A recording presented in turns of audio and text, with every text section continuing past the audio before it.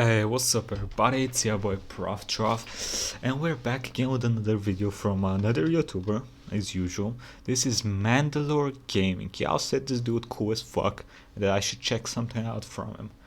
And primarily you guys were like, hey, check out Limbo of the Lost, the greatest bad game. So here we are. Let's check it out. Hurry up, Briggsy, shake a leg, get a move on, what the fuck. Anyway, let's get to it. Hurry up, Briggsy, shake a leg, get a move on. Oh, la, la, la, la.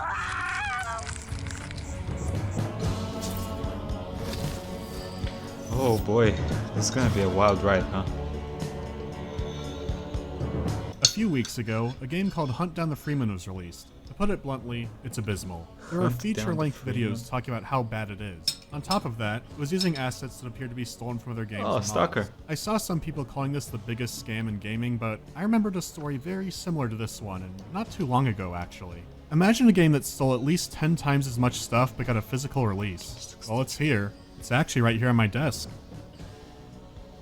Highly enjoyable. I was immersed within the first few minutes. I've never heard of any of these websites, but I do agree that it is a highly enjoyable game. As you can tell from the title, this isn't just going to it's one of those fucking click adventures. I hate these games. I know some people love these, but I fucking hate these games. be a review this time. It's going to be a little different. So in the spirit of Hunt Down the Freeman, I'd like to share a game that's so bad it's good, but also so much more. We've got a lot to cover, so let's get started. Forget reality. Surrender to your darkest dreams. This is maybe the best advice you'll get in the whole game. When you start it up, you get a cutscene of someone falling through fire, and it's from the movie Spawn. I don't mean they ripped it off, I mean they literally took this scene from the movie Spawn, and they just made it their intro. The only thing different they did was putting a border around it. And the border itself? Taken from a World of Warcraft wallpaper. The game hasn't begun, and there are already 2 lawsuits waiting to happen. This came out in 2008, this wasn't, Wild West internet. I'm not going to play the whole intro, but there are only 3 people listed in the credits, and that's probably why. Also, I have no clue what anyone's saying or what's happening. Give a listen to the audio mixing. Why, it's a marksman. A warrior.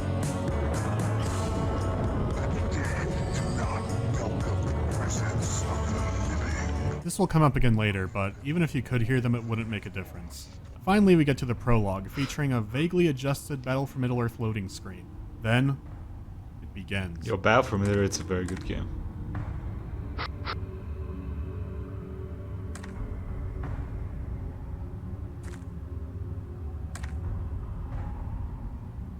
Ah, so you are awake. Good. No. Do not be fearful of me. I am to help, not to hurt. I am friend. Where do you even start with something like this? Well, first of all, the style of cutscene may be familiar to some people. I couldn't understand what it was until later. It's a spiritual successor to the CDI Zelda cutscenes. It has all the ingredients. Oh boy, I'm so hungry I could eat an Octorok.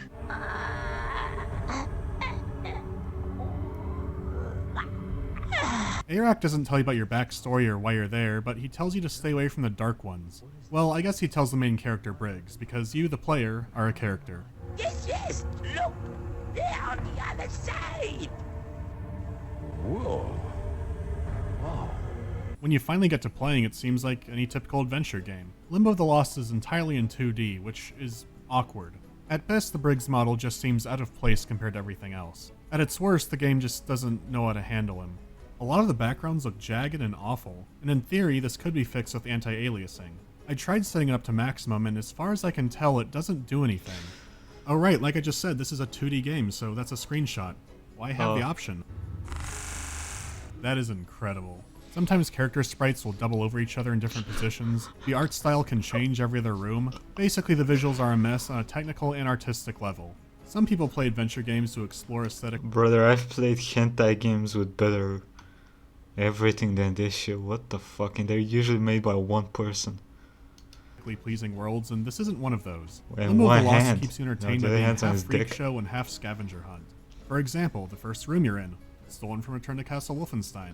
The entire beginning of the game is. I'm not going to show all of it because it would take forever. Just seeing what's stolen is fun, but there's so much more. Isn't this legal? How can you just yoink shit and use it in your own game as resources? Like, what the fuck? For example, here's going up a set of stairs.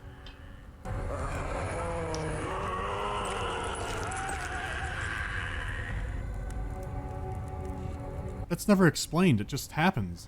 That's the story for this game. Things happen. Who are you? Oh, faggot's the name, and cooking's me game. That's not a joke. The character's name is Cranny Faggot, and we're still in the prologue. Go away. Black Hawk trust Black no one. Hawk. Black Hawk only trust birds. I hope you can understand why this is beyond the regular video format.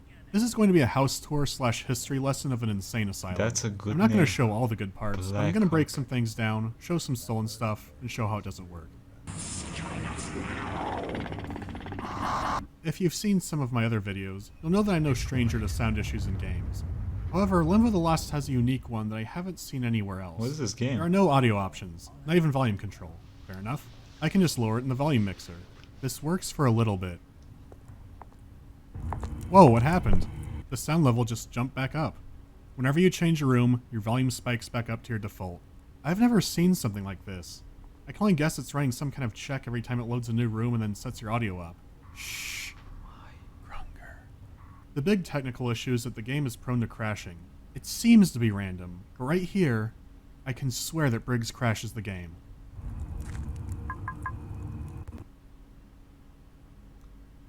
Well, there's your port report, PC Master Race. Luckily, you can load from the splash screen, or anywhere else in the game. If a conversation is going too long and you're worried about crashing, you could just pause the game and save in the middle of it. So the crashing isn't as big of a deal as it should be. By the way, check out the menu. The unpause button being back to hell is pretty funny, but look at the gargoyle. I won't run out of these anytime soon. It's good that the technical issues they're are for the most part yoinking weird everything. and not game destroying. Having a so bad it's good game is much harder than a so bad it's good movie. With something like The Room, you just pop it in and watch Tommy do his thing. This is why good bad games are hard to find. A bad game is like having Tommy Wiseau make the movie, but also the DVD it's carried on, and the DVD player. I've seen some people say that Hunt Down the Freeman is a so bad it's good game, but it's really not.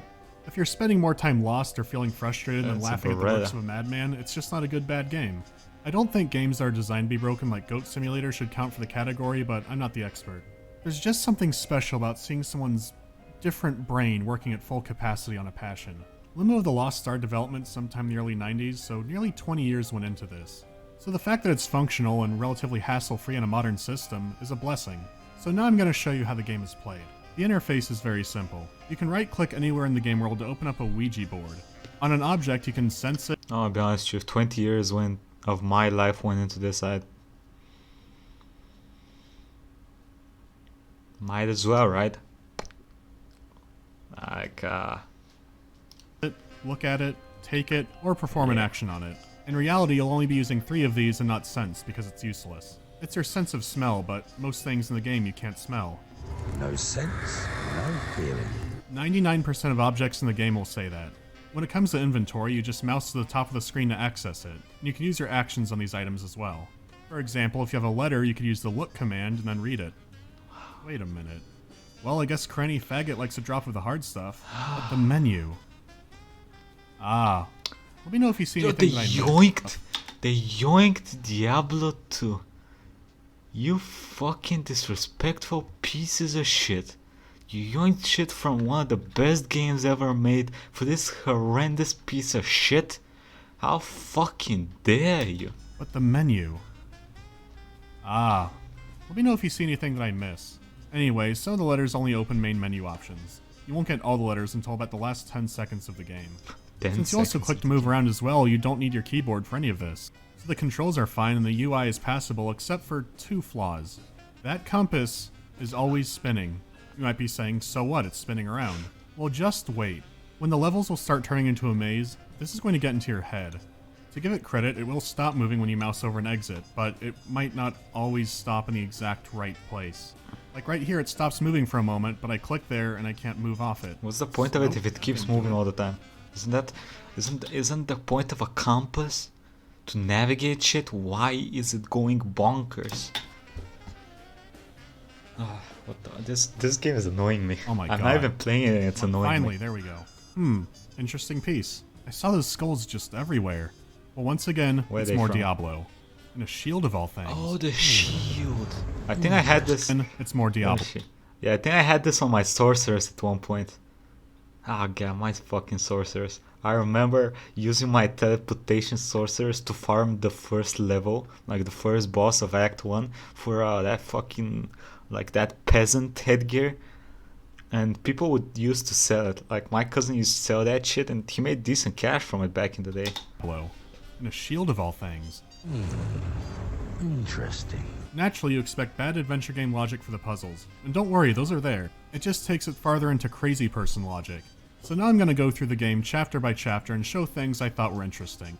Not all of them in case you want to play it yourself, but enough to give you an idea of what to expect. Listen, if you want to play this game after this, masochism? What? Oh, I say, we have a visitor. How lovely. Oh, what the? Oh, sorry, I forgot. Hang on. Do not be afraid.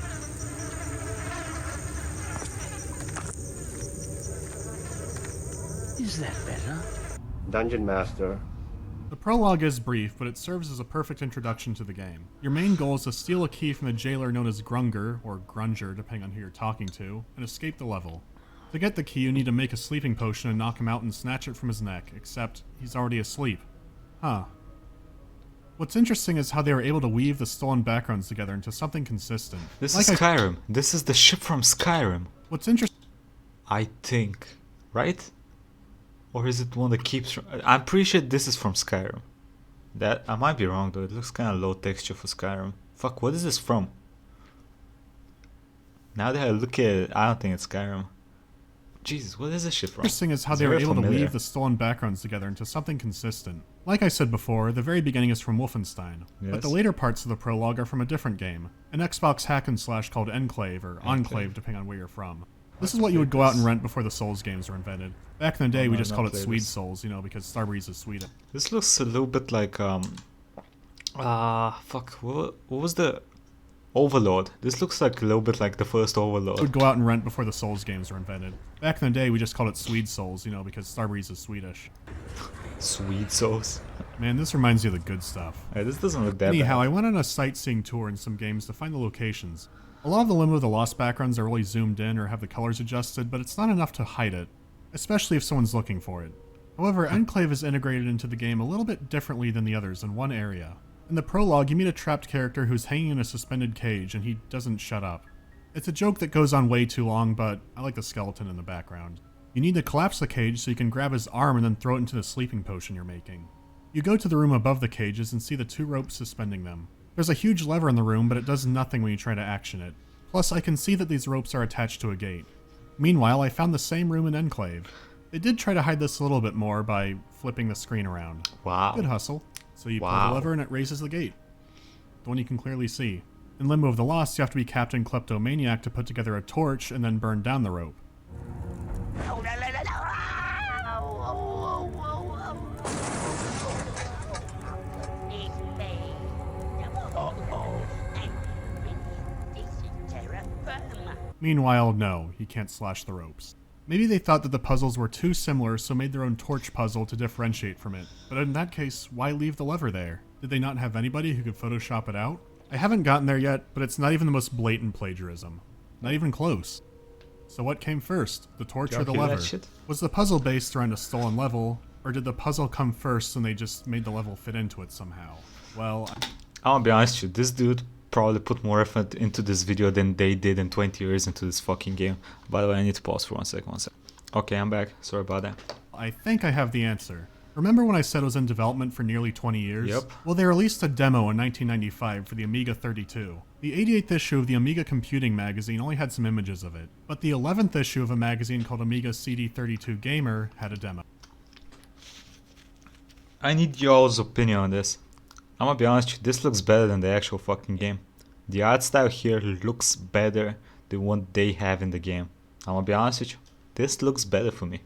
like this old school style. As far as I can game. tell, issue 11 has lost the time. It has some but the soul in demo it, this isn't. shit. Time to fire up the emulator. What a stink. And before you say it, it isn't me.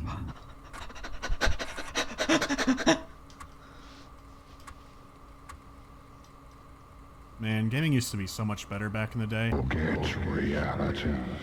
Surrender to your This is so much darkest better. dream. They kept the same line.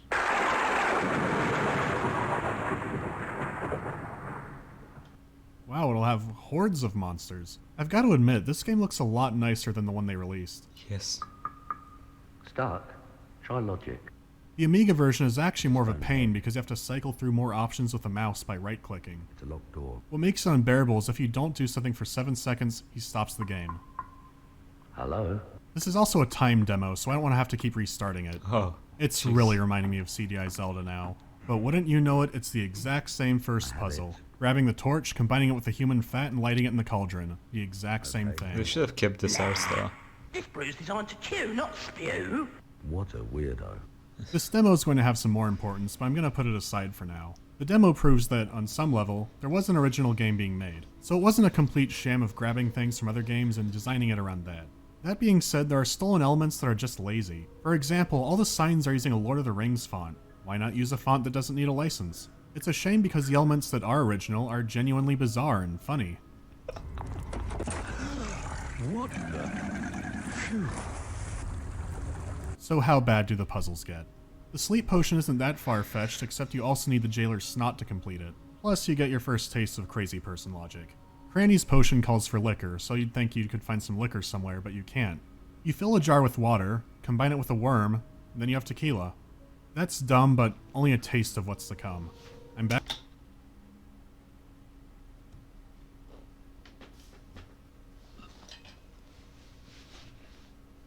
Huh? Water plus worm equals tequila? I mean, I've been drunk on tequila before, I've been wasted on tequila. True. That would explain the taste, but come on, brother. Back from the sewer water. Here's your booze, Madam Faggot. You wake up the jailer to give him the potion that puts him back to sleep and then grab his key. And you're done. Grubs up. My favorite.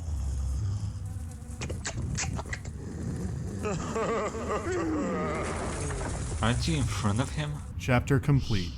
The tutorial. I'd usually be in the middle by now, but everything's all messed up in this complete. The tutorial. I'd I know this from somewhere. I know this fucking thing from somewhere. usually be in the middle I by now, think. but everything's all messed up in this video. And so begins Is that chapter stolen 1. from somewhere? I, young man, am the keeper of lost souls. You have done well to get this far. What is this place? To some, this is home. To others, it is a halfway house between their world and the next.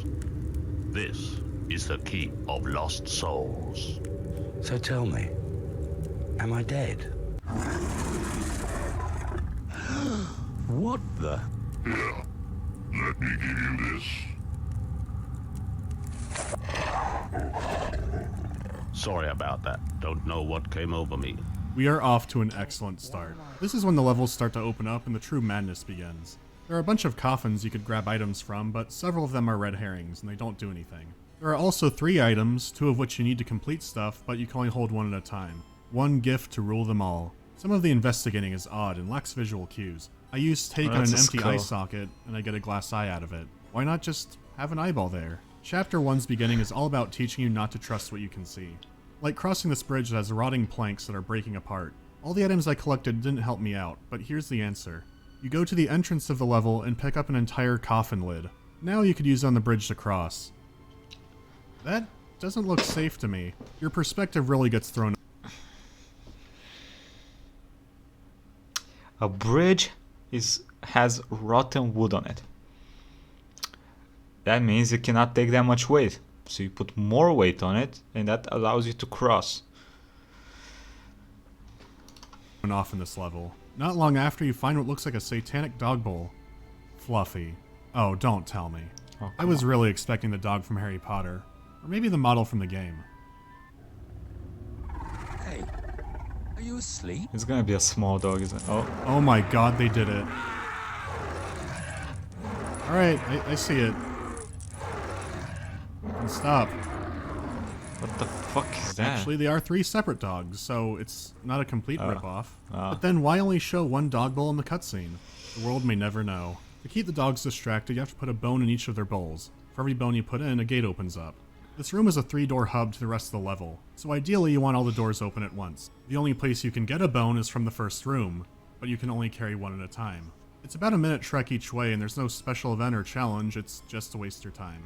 As for the level itself, it's interesting that it's not only plagiarizing, but also recycling plagiarized material.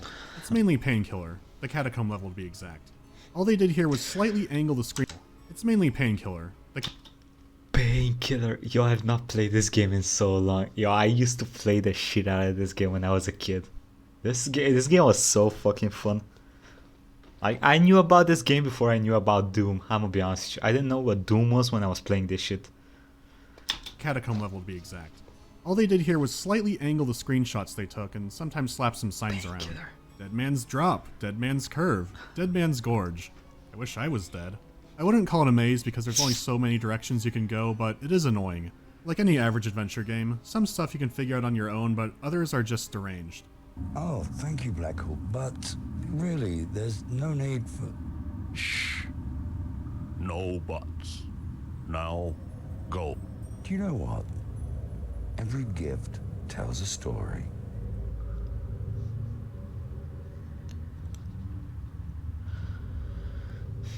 I would be really excited Why to is he see Briggs standing in the new like Smash. piece of While there shit? are more elaborate puzzles to choose from, there's a really simple one that shows madman logic, or maybe 4-year-old logic. Eventually, you'll need a soul of a warrior to get past a statue that's drunk and sounds like Predator.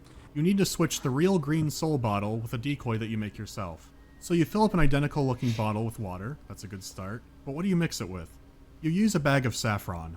Now saffron spice is typically more red colored. The color saffron is named after the tips of the flowers that make the spice. So assuming it is a bag of the spice, it'd be more red colored, but we can pretend that it's all golden saffron tips. So you combine the yellow saffron with the water and you get green? Because water is blue and saffron is yellow and blue plus yellow equals green, water isn't paint. At least not in my part of the country yet. Oh, fuck. Oh. Why did you make me...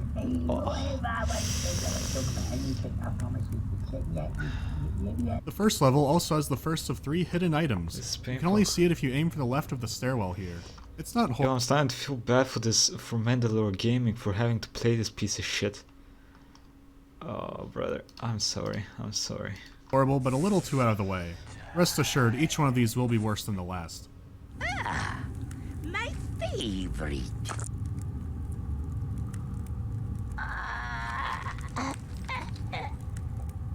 Here, you must take in exchange for gift. I think that's enough of Chapter 1. Like I said before, I'm only giving you a Jesus. taste of what's in store. The sewers. What's really incredible is how little you learn by talking to so many people. We're now 2 chapters in and we only know that we're a chosen one and that we're stuck in Limbo. The story offers just about 0 intrigue. Like anything so bad that's good, you just keep playing to see what happens. It still might be best to play this game in bursts. The ambient audio never Or don't stops play it looping, at all. but this one soundbite is the worst.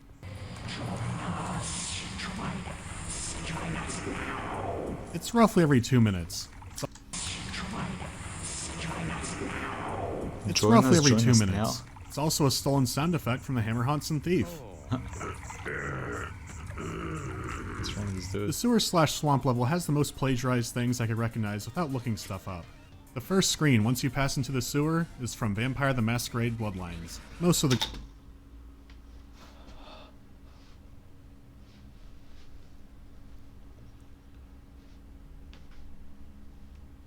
You did not only yoink shit from Diablo 2, you also yoinked shit from Vampire the Masquerade Bloodlines. And this is not something that someone that's played Vampire the Masquerade would not be able to... Listen, the sewers are one of the most recognizable places in Vampire the Masquerade, because I'm pretty sure from what I remember, the sewers in almost every single level are the same. Especially the first sewers, because you need to go to them, through them to the mansion, which is one of the most recognizable levels in Vampire the Masquerade. Oh, this is annoying me. I need to pause again. I need to get some more coffee. Okay, we're back. Jesus Christ. The gross sewer seems to be the Hollywood sewers. There's an entire room filled with Morrowind items. There's a set of orcish armor and a bunch of weapon models they just retextured. This won't be the last we see of Elder Scrolls games, not even close. There's also this Greek helmet in the corner I thought was from Google Images. After looking around, it turned out to be the Dusk Deep helm from Diablo 2. Incredibly, I don't think this is the most blatant plagiarism in the game yet. That won't be until next chapter. Chapter 2 does have one of my favorite stolen assets. Yeah, this is definitely the Hollywood source. How I know this? Because I think you fall in there to fight one of the plague bearers, right? Be until next chapter. Chapter 2 does have one of my favorite stolen assets, the flute. Not the instrument itself, but the song. Oh, is this Okay, from they have a Pirates little of the Indiana Caribbean? Jones tune. So what? Well, it's Indiana more than you Jones. think. What the fuck?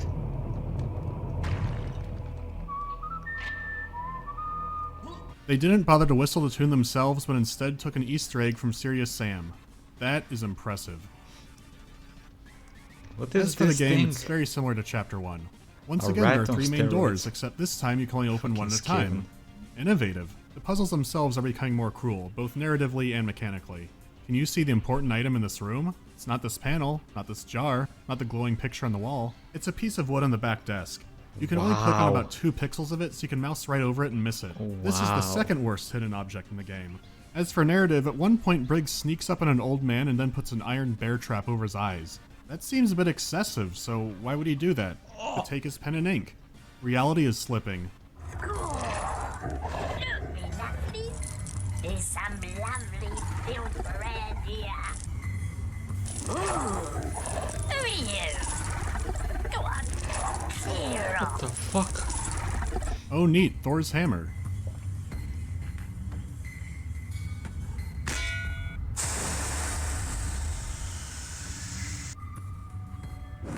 Logic is running on empty in Chapter 2.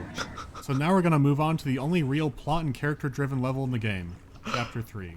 Where the hell? Dark Mare.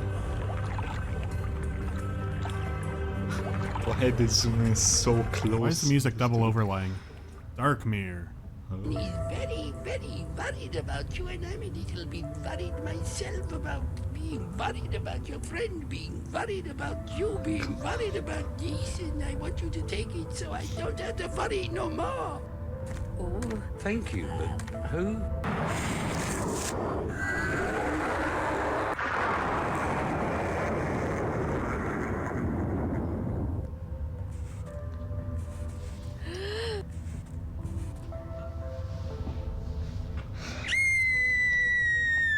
Soul Taker! Soul Taker! What is Her happening? audio is way better than the main characters. What?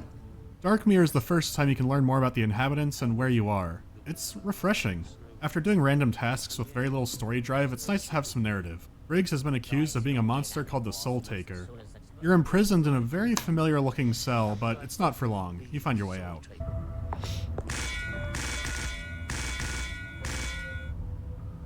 That's a familiar sound as well, actually. It seems we have done Interesting. great injustice, my good fellow. The mayor appoints you as detective, so now you need to interview people, gather clues, and find the real Soul Taker. You even have a little LA Noire clue book. Why is the snow not cold? That's a good start. And so begins the most unbelievable plagiarism in the game. No.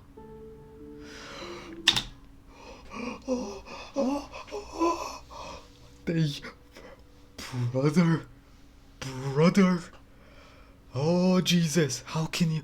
Okay, this is Oblivion, obviously. You cannot be serious. Nearly every single interior is ripped out of Oblivion. It's not remotely subtle. They copy floor plans entirely. is the end? The Shivering Isles expansion had come out just the year before. This could have been on the same shelf as Oblivion. People were actively playing this game. How could they think no one would notice? It's mind-blowing. There's no other way to put it. Out of all the things that people might miss, you took entire levels from a popular AAA game that was still on shelves. Even then, they still managed to screw up the background. I still play modded Oblivion from time to time, so I could go right down to the first edition bookstore. Here he is behind the counter, and here's the back view. You enter the building from the wrong side. The register facing the clerk, the books facing outwards, it's all mixed up. They couldn't even get the chair completely out of the shot. This feels like having an out-of-body experience. The fact that living human beings thought they could do this and make money off of it without getting in trouble is mind-boggling. Now would be a good time to bring up the fire. Since they just screenshotted the level, they needed animated torches. All the fire in the game uses fire.gif. They downloaded a fire gif, put it on the Oblivion screenshot, level completed. It wasn't even the first time in the game they took Oblivion assets. But Darkmere is chock full of them. It's unreal. Oh boy. Literally unreal. Unreal Tournament 2004. Except they were taking and editing user maps. So they took all these measures to change the map from some map maker, but not the major studio game owned by ZeniMax. I mean...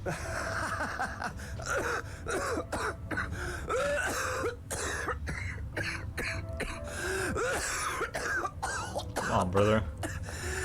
Jesus. Oh dear.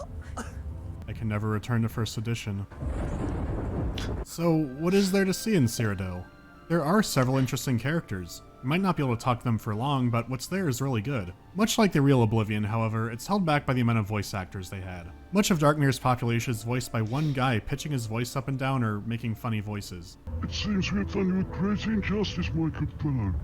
My dear friend and trusted advisor, Omega's here.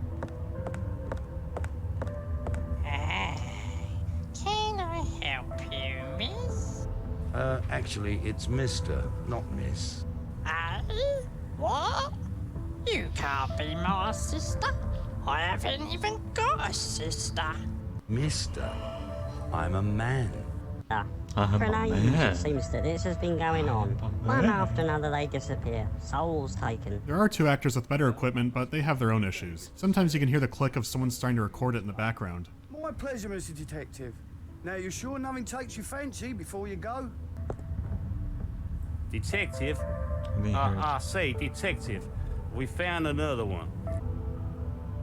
Can you hear me? Well, at least he died peacefully. Can you help me find the Soul Taker? Mon Dieu, s'il vous plaît, monsieur. Do not say those two words within this house. Shadows may seek even this place. What is this game? Hey, come on. Give her a chance at least. What? Detective Briggs is a mix of both the best and the worst the game has to offer. Exploring the town and finding clues are more engaging than all the other chapters, at least until you hit a wall. Unlike the previous levels, Darkmere is expansive. They even give you a map that lets you teleport around town, it's so big. Now this is great for a while, but then the game starts trying to trick you. When you and your deputy find another victim of the Soul Taker, sometimes you'll automatically pick up his items. This saves hassle at first, but it doesn't always work this way. Sometimes a cutscene will end and the game will automatically have you leave the area, but you don't want to leave, you want to go back. There are items being left behind that don't show up in the previous screen, so you always want to double check. Here, I can see the Yo, they probably did that shit. Well, key actually, on the floor, but the game has me walk right past it, and I have to go back and get it. If I wasn't paying I assume they did this here so that they would reload the same area without the acid. So just remove the corpse and place the other ones without doing, you know what I mean? There are items being left behind that don't show up in the previous screen, so you always want to double check. Here, I can see the key on the floor, but the game has me walk right past it, and I have to go back and get it. If I wasn't paying attention, I could have been screwed from that and had to look all over town to find the right item. The stolen level design that's not touched up makes it even harder than it should be. That light really is an exit on the Unreal map, but in here it looks like one, but you can't go through it. This Frankenstein of a game isn't even stitched up right. Sometimes an area that had nothing might have items appear there later. Keep checking the journal. If something's not crossed off, you have to go back later. I could follow the plot up until Briggs was hiding in a stable with some terrifying horses. So he scopes it out and he's like hiding in the corner and these characters walk in and then one says horses for courses. I've played this a few times now and I have no idea what this means, but it's the key. That's what the creature was trying to tell me. You mean this guy?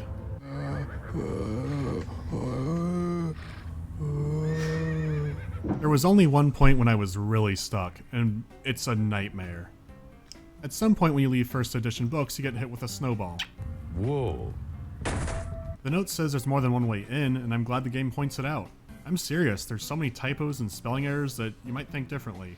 I look all— He put paper inside of a snowball. And what would happen if you put paper inside of a snowball? You know, snow, water, probably fuck up the paper. all around the inn and I don't see any secret passage or switch or button or anything. Maybe the note meant there's another way to go inside the inn from somewhere outside. So I explore the areas around the inn, but Maybe unless it's old school paper, which was human skin, maybe then it would be better. I don't fucking know. Still don't find anything. So here's the answer. The horrible, horrible answer.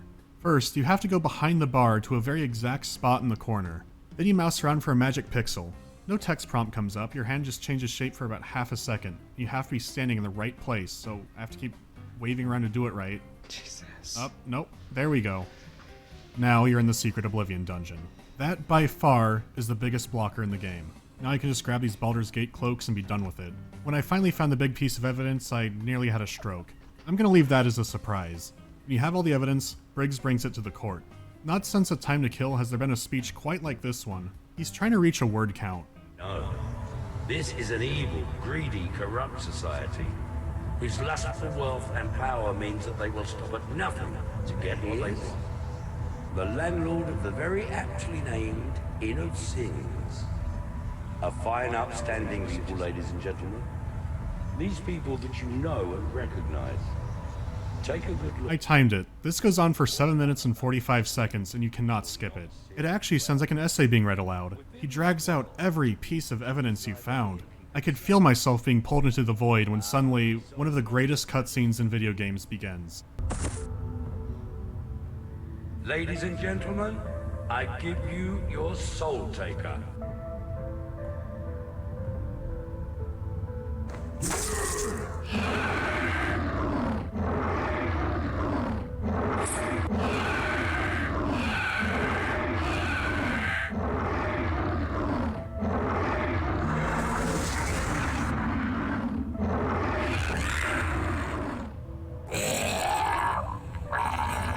The Soul Taker has been banished.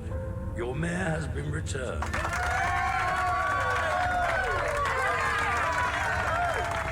Absolute art. It's never explained what he did. It's great. So let's finally move to the 4th chapter, after the troll removes all of our items. There's more of this piece of shit. Yo, how many hours did my boy spend playing this fucking game? My fucking god.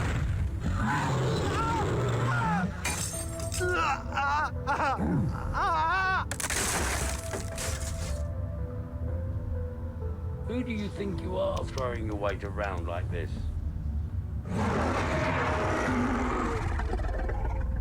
The Machine.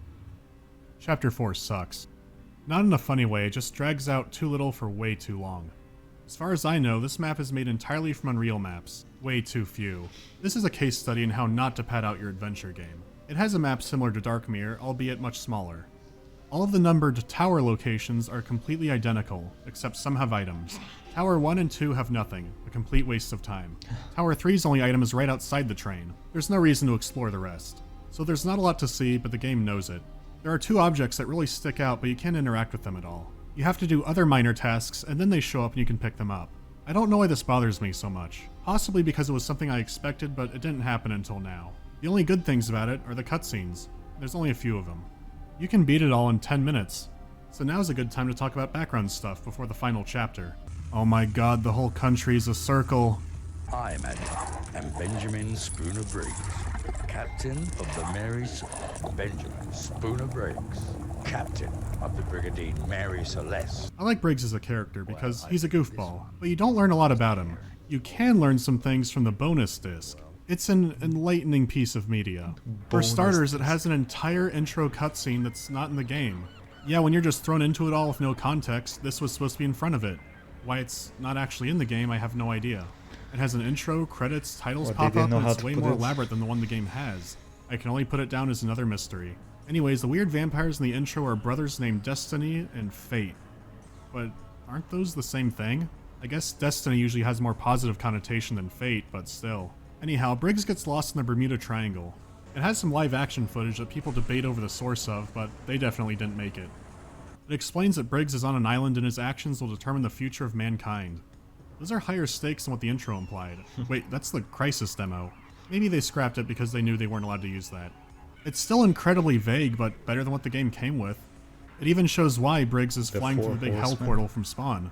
So Briggs is still a goofball and this doesn't change that. But here's where it gets strange. Captain Benjamin Spooner Briggs was a real man. Oh. His ship, the Mary Celeste, was also real and was found derelict a few days after this game takes place. Briggs and his crew were never seen again. This game is the final legacy of a real God-fearing sea captain.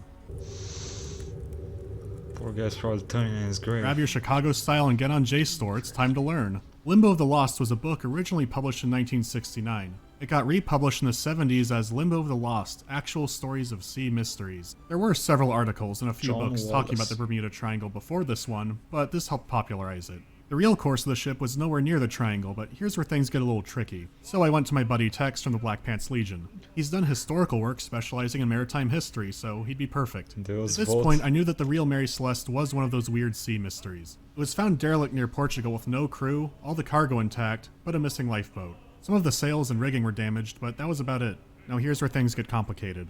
Sir Arthur Doyle, the guy who wrote Sherlock Holmes, had a short story published in 1884. It was in an issue of Cornhill magazine, and was based on the real Mary Celeste. He just changed minor details and names, like calling the ship the Marie Celeste. The story ended up being so popular that to this day it corrupts historical documents about the real ship. The US consul in Gibraltar, who had been present at Mary Celeste's hearings, would later make inquiries based on the story's facts. After Tex did some groundwork and things, he found out the big discrepancy: the cargo. Doyle's account puts the cargo value at $35,000, which is worth more than the ship. The alcohol was also going to be used to fortify wines, but that's not how this works.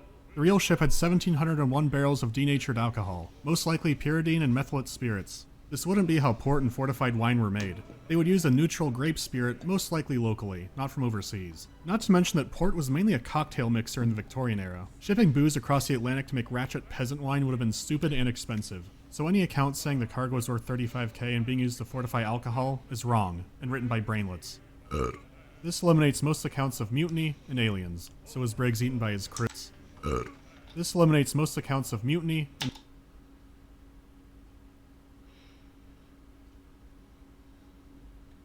Really? Really? What the fuck is even that? aliens. So was Briggs eaten by his crew? A sea monster? Well, the most likely answer came out a few years before this game was made. Dr. Andrea Sella of the UCL Chemistry Department built a replica of the Mary Celeste. He simulated a butane explosion from the cargo hold which made a big fireball but left no signs of burning on the ship itself. This would explain why the ship was damaged but showed no signs of burning due to a pressurized explosion. It explains everything being left behind and no entry in the captain's log, because explosions at sea are scary. So why are there still weird theories? Because there's money to be made off mystery. Much as the simplest solution makes sense, other tantalizing evidence suggests another fate for the Mary Celeste. The first mate's wife claims that on the night of November 25th, she had a dream. No way. That said that her husband had been murdered at sea. Please stop. The new owners of the Mary Celeste then took it to a reef off the coast of Haiti and tried to wreck it there for 6 insurance policies. They didn't get it. Speaking of scams, the developers claim they didn't steal anything. It was all done by a mysterious person or entity that they outsourced. Well, guess what we're coming back to? Remember the Amiga demo? This hallway is the key. There's another Amiga game called Guy Spy, and people have pointed out some striking similarities in this hallway. Spy. That's right, even back then, they were ripping people off. This game is legendary. So, let's move on to the final chapter. He mentioned something interesting. Cypher is pursuing new research. He claims that what they're doing in Africa is the missing piece. Metal Gear Solid now? What the fuck is Metal Gear? The Citadel. This is another short one made of Unreal maps, but I like it a lot more aesthetically. The original score, maybe the only thing not stolen, is also really good. The puzzle's just matching up a right hammer with the right head on the wall and you're good to go.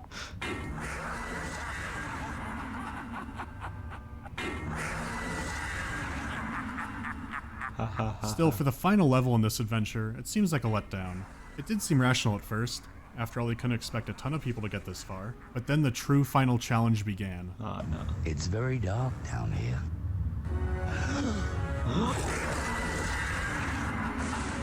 Oh, my head. Oh, what the hell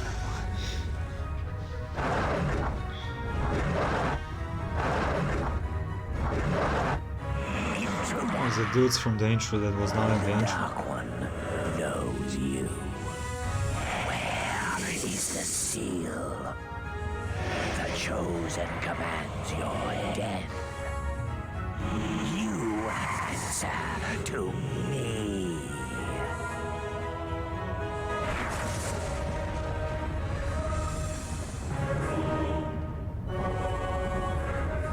That is a legitimately awesome build-up. This is a time challenge. Remember where each head was and activate them in order of a panel. This is not a lenient timer.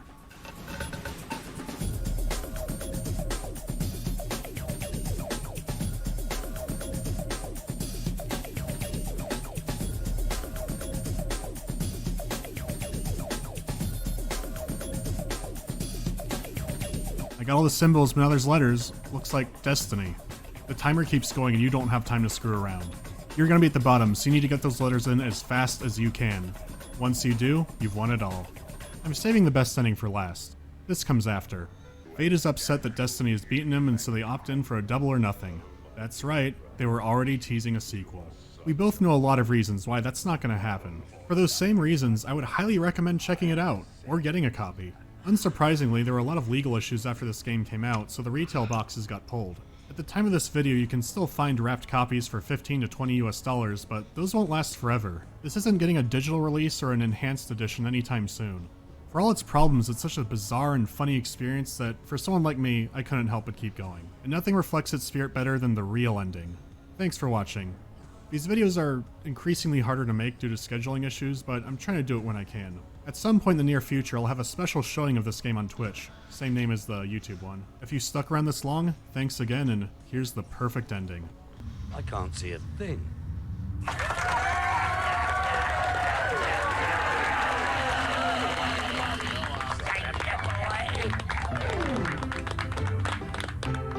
Go on, Rita, baby. Now that sounds really groovy. I tell you what, let's sing. Well, it's nice to see Briggs safe and sound. After all he's been around, and in my beauty should be crowned. The king of Limbo. Well, he's had his ups and he's had his downs. He's had his smiles and he's had his frowns. But I'll still say he should be crowned the king of Limbo. Oh, what more can a poor boy do? Working for the likes of me and you.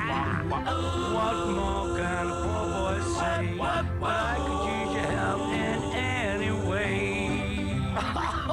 He took his courage to the brink. If it were me, I would turn to drink.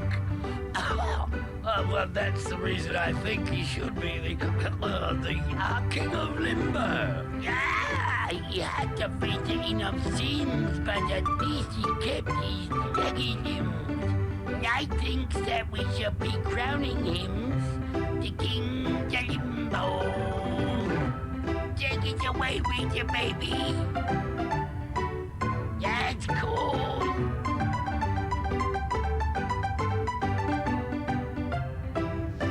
Okay, how long does this fucking shit go? Get the fuck off my screen, you piece of shit game. Okay, that is more than enough. Jesus fucking Christ, what did y'all make me watch? This was painful in ways.